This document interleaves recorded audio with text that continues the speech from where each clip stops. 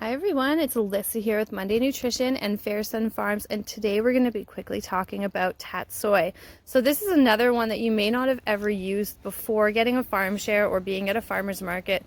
It is easy to find in most grocery stores, but it's definitely not something that would stick out. It probably would usually look like spinach or another leafy green if you were just walking by the aisle, but it actually is originally from China and Japan.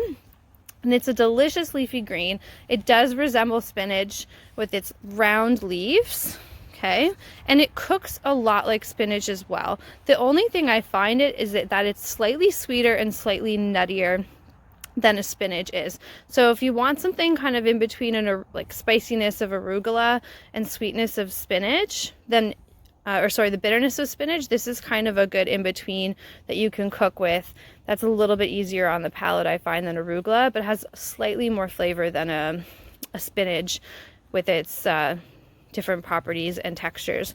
So the nice thing about Tatsoi too is it can be cooked, steamed, stir-fried, just like a spinach, store it just like spinach, you can freeze it just like spinach. So make sure you keep it in your vegetable drawer in a bag so that's protected from the moisture. Moisture is what's going to get at it first versus the lack of cool air.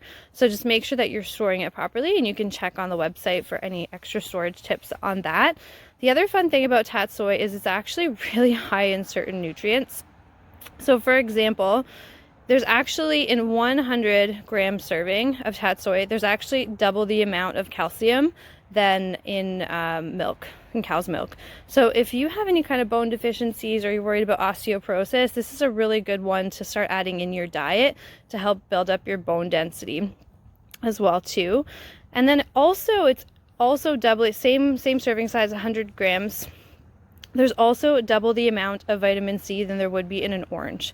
So again, also a great source of vitamin C. It's very hard to find superfood style packed nutrients in a green vegetable like this, so this is a really good one to add into any soups and sauces. It's great. It's better raw. Obviously we know that when we cook vegetables we do lose some of their properties, but steaming them to that bright green color is always a really good way to start, and by softening the vegetables, and then you can oil them but also preserve some of their nutrients as well too.